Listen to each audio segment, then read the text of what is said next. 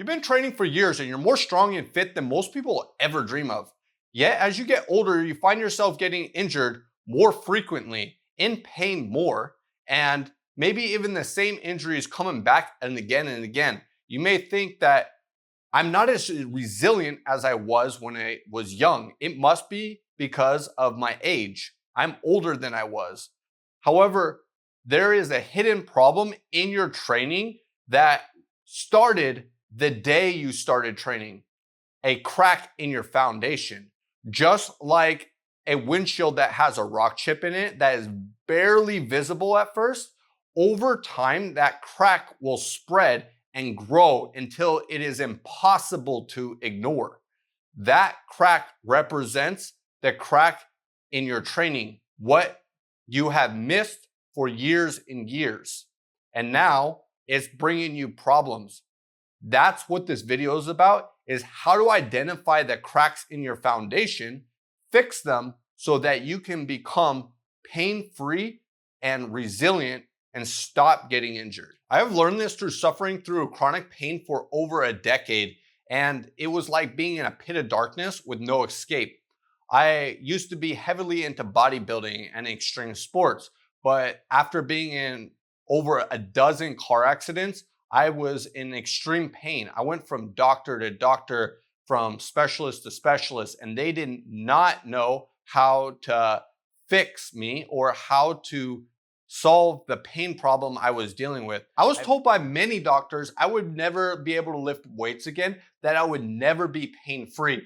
And if I gave up hope and started listening to them, then I would never be able to do what I'm able to do today. I would never be able to enjoy simple moments with my kids and live a life that is worth living. I have learned that most people have similar cracks in their foundation that are under the surface, and then they are exposed when an unexpected event occurs and somebody gets an injury. However, most people never tie back the injury to those cracks. And all the doctors and specialists I saw, they never solved this piece of the puzzle for me. I had to figure it out through grinding it out and trial and error and experimentation. If you ever want to cut a window, you score it in a perfect line and then you break it, and it will break right along that small incision. It is the same with your body. Unless you fix the cracks in your foundation, when an unexpected event occurs, that is where you're gonna break. So how does this relate to training? First, you have to understand the law of adaptation. Your body becomes what you frequently do, for better or for worse. So this means that you'll get extremely strong in the areas that you train, but it also means that if you don't use it, you lose it. You lose the ability to be strong in the other ways your body is built to move. If you go to the gym frequently, you're bound to come across the guy who has a swole upper body yet has chicken legs because they always skip leg day. Hopefully this is not you. Of course, you understand that whatever you train, you're going to get stronger in. And if you don't train in an area, of course, it's not going to get stronger. However, what most people don't understand is that this also relates to certain movement patterns that your body is built to move in. So if you don't use it, you lose it. If you do not train the area, you become weak and fragile, just like the guy who has chicken legs. So most people only train 3 out of the 7 categories of movement patterns. They don't train all of them. They stay mostly into the sagittal plane of forward-facing movement patterns, and they rarely go into rotational areas or in lateral moving areas. However, there are 7 categories I've come up with that you should be training all together in order to plug those cracks so they won't be your downfall. There are 27 different movement patterns in these 7 categories, so I'm not gonna go through every single one of them. However, I will leave a link in the description for the complete list so that you can make sure that you're not missing a single one of them. When we look at the species of the world, humans are elite in only two categories. One of them is endurance, the ability to run long distances, and the other is the ability to carry heavy loads for long distances. You need to make sure that you're training a carry, a way that you can carry heavy loads. Even when we look in the labor industry, it's very rare that you'll be picking up something up off the ground repetitively without carrying it. Normally, you'll squat or deadlift, you'll pick up an object and you'll carry it for a certain distance. This is a movement that you do not want to be weak in. Train a farmer's carry. Pick up two heavy dumbbells and carry them for a long distance, or load it up and carry it for a shorter distance. You can also carry a suitcase carry for anti-flexion and unilateral carry, hitting two birds with one stone. Then there is an overhead carry, or one of my favorites is a keg carry, or you can do it with the sandbag as well. But the purpose is to wrap your arms around it, because in the real world, when you pick up heavy objects, they're very rarely do you actually get a solid grip like you would on a barbell. Rather, you are wrapping your arms around it, and that puts your spine in a rounded position. You want to be able to brace this position and be strong in this position, because if not, and you're only training the neutral spine in the gym, then next time you're helping a friend move, that's the weak point that you have and that place that you're going to get injured. Ground drive or loaded locomotion, the ability to generate force in the horizontal plane and moving a load through space. The best way is by using a sled, but either by pushing or pulling the sled and making sure that you're getting in some lateral movement as well, a foot over foot. The frame, you want to be able to move your spine and your core in all directions. Do you realize your spine is a neural pathway for your brain? Most people will develop back pain chronically as they get older and older. That you do not want this to be you. And if this is you, this might be the reason, because your spine is absolutely fragile without the surrounding architecture. So make sure that you're strengthening it so that it is able to resist movement and brace for impact. Make sure you're doing some anti-extension, something like an ab rollout, some anti-rotation like a Pallof press, and some anti-lateral flexion, something like a suitcase carry. But make sure that you're having an upright spine, like you're looking at yourself in the mirror as if you weren't carrying anything, not carrying something too heavy. So you are bending over like this, trying to manage the load, because you're not training the right way. Spinal flexion, I was brought up thinking that you should never do, because you're not supposed to bend over and pick something up off the ground, because this can cause injury.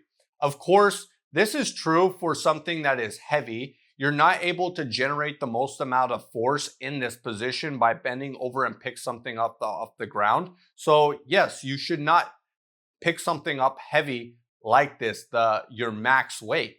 However, that does not mean that you should not be training in spinal flexion, because this is the way your body is built to move. And if you don't use it, you lose it. And this is where you will have an injury in the future if it is not trained. The way I trained this was the Jefferson curl. And I have to be honest with you, I was in such rough shape, I couldn't even pick up my children's toys up off the ground. I had to train the Jefferson curl with body weight only and work my way up a little load at a time. However, this was a way I was able to bulletproof my spine and build real strength.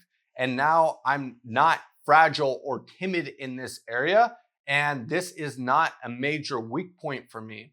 don't let it be yours. Do not develop chronic back pain. And if you have chronic back pain, you need to get that taken care of. Root force is the ability to generate force from the ground up in the vertical motion. They are squat and deadlift, which I'm sure you're very familiar with. However, there are many others in this area that many people don't train. Hopefully, you're at least doing some unilateral work, which is some split squats or some type of step up. But if you're not training in the lateral plane, like a Cossack squat or lateral lunge, you need to make sure you're hitting this area, as well as some 90-90 hip transitions that are great for gathering movement in your hips.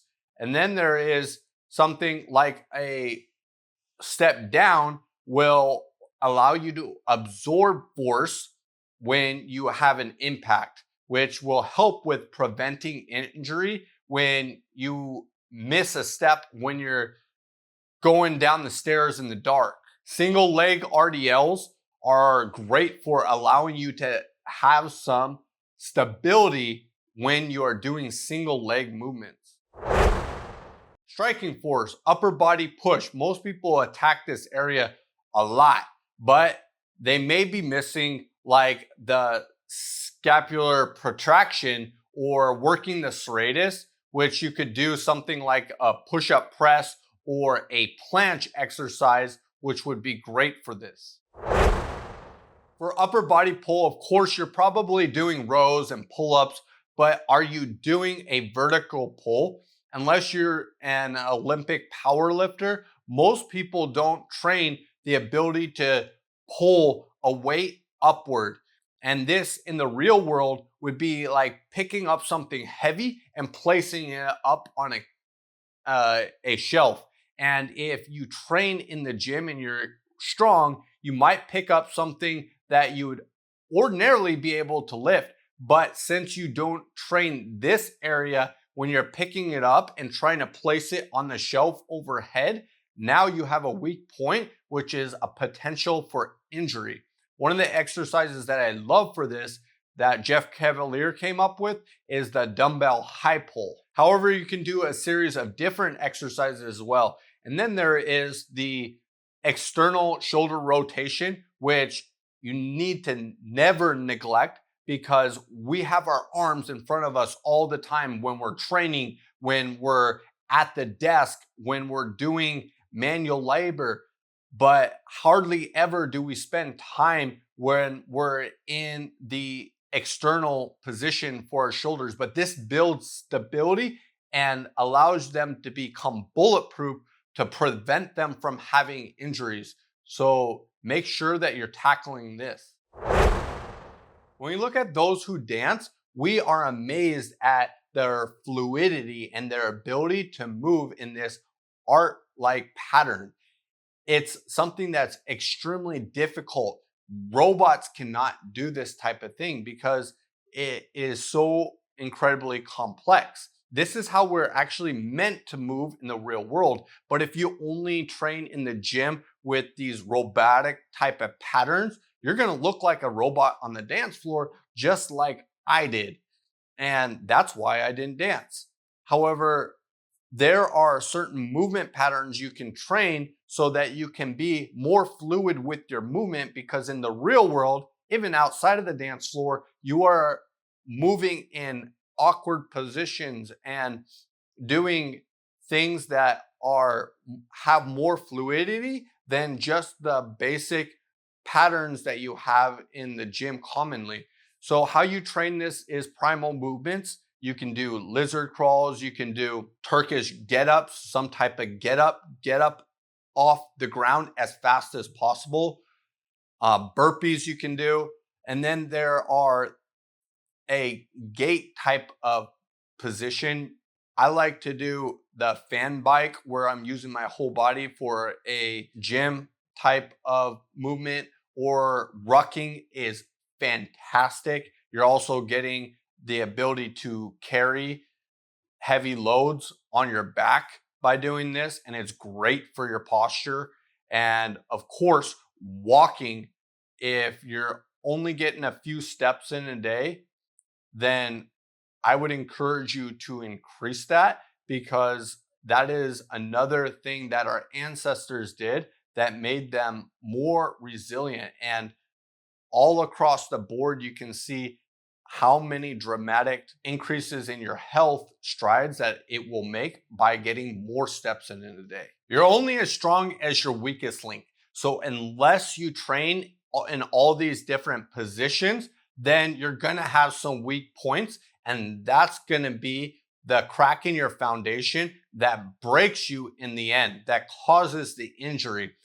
You understand that in the gym, if you want to increase the weight on your bench press or your squat, you need to do it a lot. But why? You could easily train the same muscles with many different exercises. However, when you train the bench or the squat, you are practicing that movement over and over again. You're building the neural pathways.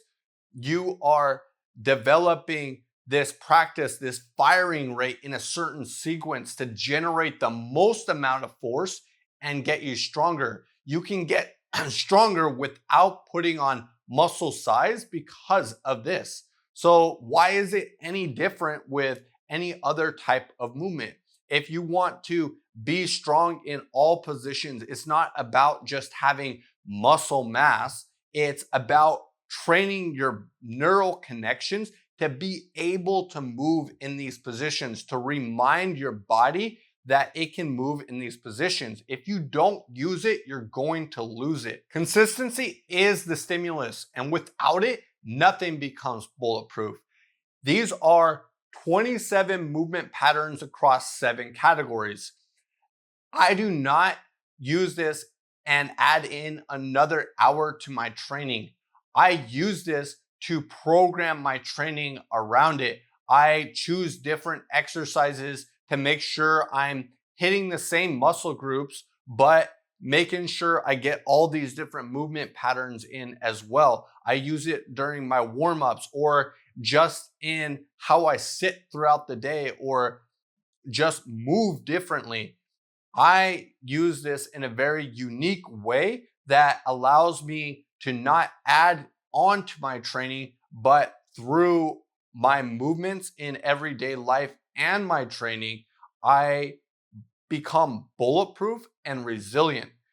Again, the full list is not here due to time's sake. However, if you want the full list, the link will be in the description. And I encourage you to use it as a checklist. I like to tally up every single time I use that movement pattern, and use it as a self-assessment every single week to see which ones am I neglecting in, because those will be cracks that develop in my foundation. And I want to make sure that I'm more bulletproof and resilient as I get older. Get it and use it, and start building a body that will hold together in every single direction that life has to throw at you. And if you found some value in this video, hit the subscribe button.